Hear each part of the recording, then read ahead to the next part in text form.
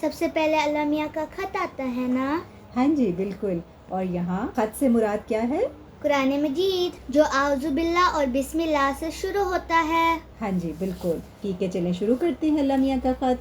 اعوذ باللہ من الشیطان الرجیم. بسم اللہ الرحمن الرحیم.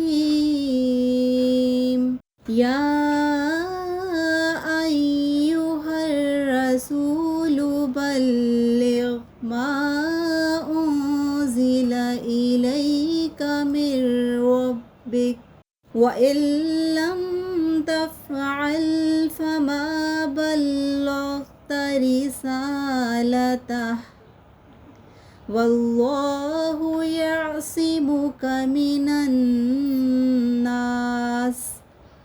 إِنَّ اللَّهَ لَا يَهْدِي الْقَوْمَ الْكَافِرِينَ.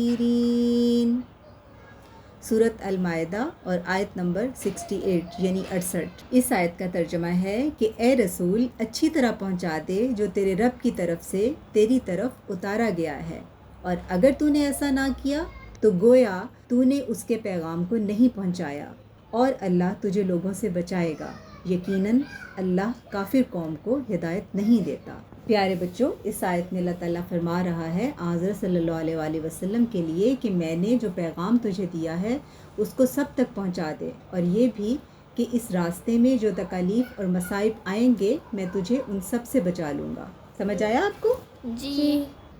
کے بعد اگلا سیگمنٹ ہے ہمارے نبی، پیارے پیارے نبی صلی اللہ علیہ وآلہ وسلم. ہاں جی عائشہ، آپ بتائیے ہمارے پیارے نبی کا نام کیا ہے؟ حضرت محمد صلی اللہ علیہ وآلہ وسلم. ہاں جی بالکل. تو چلیے چلتے ہیں اس شمارے کی حدیث کی طرف اور دیکھتے ہیں کہ آج کی حدیث کیا ہے. آج کی حدیث کا عنوان ہے کہ لوگوں کو خوشخبری سنانا. رسول اللہ صلی اللہ علیہ وآلہ وسلم نے جب حضرت ابو موسیٰ اشعری رضی اللہ تعالیٰ عنہ اور حضرت معاذ بن جبل رضی اللہ تعالیٰ عنہ کو یمن بھیجا تو ان سے فرمایا یسیرا ولا تؤثرا وبشرا ولا تنفرا وتطاوعا. اس کا مطلب ہے کہ تم دونوں لوگوں کے لیے آسانیاں پیدا کرنا، تنگی میں نہ ڈالنا، انہیں خوشخبری سنانا، دین سے نفرت نہ دلانا، اور تم دونوں آپس میں اتفاق سے کام کرنا. یہ صحیح بخاری کی حدیث ہے. آپ کو پتہ ہے کہ اس حدیث کا مطلب جو ہے وہ یہ ہے، یہاں پر اس حدیث میں گو حکمرانوں کے لیے ہدایت ہے، لیکن تبلیغ کے حوالے سے یہ نکتہ ہے کہ تبلیغ کرتے وقت آسانی والی بات بتائی جائے، خوشخبری والی بات بتائی جائے، مشکل باتیں اور مسئلے نہ سمجھانے لگ جائیں. اس طرح جو ہے وہ پھر مشکل پیدا ہو جاتی ہے، سننے والے کو دلچسپی بھی قائم نہیں رہتی ہے. اب سمجھ آئیے آپ کو؟ جی. اس کے بعد اگلا سیگمنٹ کلام امام علیہ السلام ہے. ہاں جی بالکل. اور ہمارے امام ہیں حضرت مرزا غلام احمد صاحب قادیانی علیہ السلام. اب مسیح موعود بھی ہیں اور مہدی موعود بھی.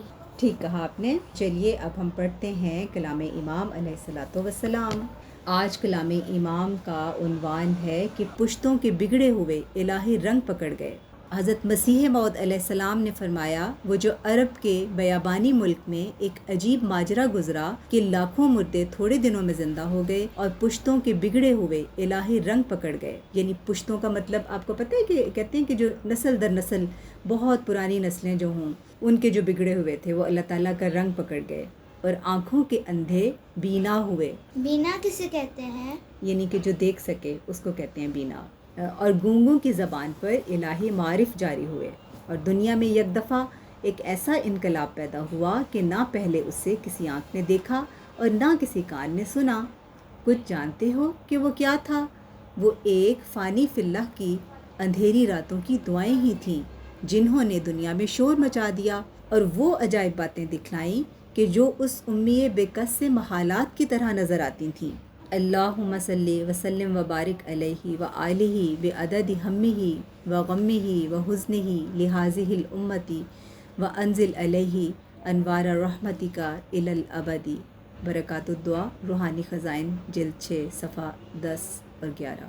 ہاں جی، تو بچوں یہ عبارت تو کافی مشکل تھی، لیکن اس کا جو مطلب ہے وہ یہ ہے کہ یعنی جب حضرت صلی اللہ علیہ وآلہ وسلم نے تبلیغ شروع فرمائی تو عرب کے لوگ اخلاق اور عادات پہ بہت بگڑے ہوئے تھے، لیکن رسول اللہ صلی اللہ علیہ وآلہ وسلم نے اللہ تعالیٰ کی تائید اور دعا سے ان کو بالکل بدل دیا۔ سمجھ آئی آپ کو؟ جی ٹھیک ہے، جزاکم اللہ۔ احسن الجزا۔ اس کے بعد ہمارا اگلا سیگمنٹ کیا ہے؟ پیارے حضور ایدہ اللہ تعالیٰ کی پیاری باتیں۔ ہاں جی، اور ہمارے پیارے حضور کا نام ہے حضرت مرزا مسرور احمد صاحب ایدہ اللہ تعالیٰ بنصر العزیز۔ ہاں جی، چلیے تو پڑھتے ہیں پیارے حضور ایدہ اللہ تعالی بنصرہ العزیز کی پیاری باتیں، جس کا عنوان ہے کہ دعوت اللہ اور تبلیغ بھی نیکی ہے۔ حضرت خلیفۃ المسیح الخامس ایدہ اللہ تعالی بنصرہ العزیز فرماتے ہیں کہ حضرت صلی اللہ علیہ وآلہ وسلم کو اللہ تعالیٰ نے فرمایا تھا کہ میرا پیغام تمام دنیا کو پہنچا دو۔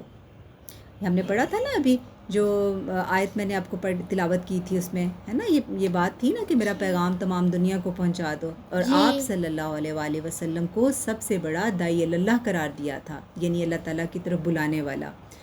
اللہ تعالیٰ فرماتا ہے داعین الی اللہ باذنہ وسراجا منیرا، سورۃ احزاب کی آیت نمبر 47 ہے کہ اس کا ترجمہ ہے یعنی اور اللہ تعالیٰ کے حکم سے اس کی طرف بلانے والا اور ایک چمکتا ہوا سورج بنا کر بھیجا ہے۔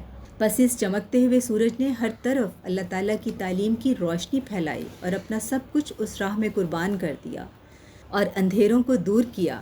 جہاں آپ صلی اللہ علیہ وآلہ وسلم نے دعوت اللہ کر کے خود ان اندھیروں کو دور کیا، وہاں اللہ تعالیٰ کے حکم کے مطابق کہ ومن احسن قولا ممن دعا الی اللہ، سورہ حامیم السجدہ آیت نمبر 34، اپنے ماننے والوں کو بھی یہ نصیحت فرمائی کہ اللہ تعالیٰ کے پیغام کو آگے پہنچاتے رہو، اور تم دنیا میں جو بھی بات کرتے ہو ان میں سب سے زیادہ پیاری اور خوبصورت وہ باتیں ہوتی ہیں جب تم اللہ تعالیٰ کا پیغام دوسروں تک پہنچا رہے ہوتے ہو، لیکن ساتھ یہ بات بھی ہر وقت ذہن نشین رکھنی چاہیے کہ دعوت اللہ اور تبلیغ بھی اس وقت ہی اللہ تعالیٰ کے نزدیک اور اس کے رسول صلی اللہ علیہ وآلہ وسلم کے نزدیک نیکی شمار ہوگی جب تمہارے عمل بھی نیک ہوں گے، ورنہ تو گناہگار ہوگے۔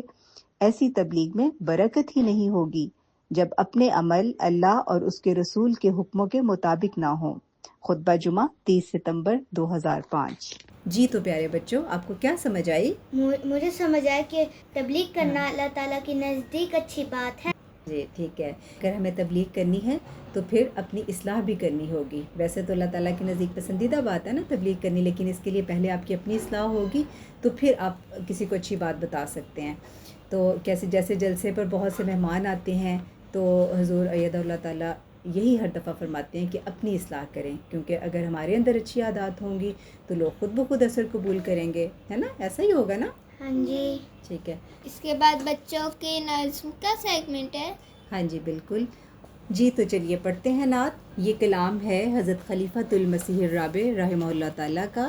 حضرت سید ولد آدم صلی اللہ علیہ وسلم، سب نبیوں میں افضل و اکرم صلی اللہ علیہ وسلم، نام محمد کام مکرم صلی اللہ علیہ وسلم، ہادی کامل رہبر اعظم صلی اللہ علیہ وسلم، آپ کے جلوہ حسن کے آگے شرم سے نوروں والے بھاگے، مہر و ماہ نے توڑ دیا دم صلی اللہ علیہ وسلم، ایک جلوے میں آنن فانن بھر دیا عالم، کر دیے روشن اتر دکن پورب پچھم صلی اللہ علیہ وسلم، اول و آخر شارع و خاتم صلی اللہ علیہ وسلم۔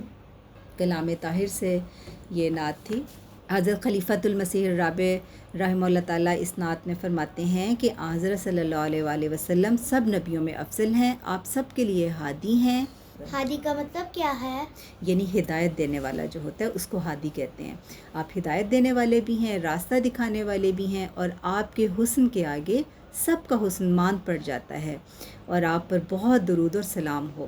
اللہم صلی علی محمد وبارک وسلم انک حمید مجید۔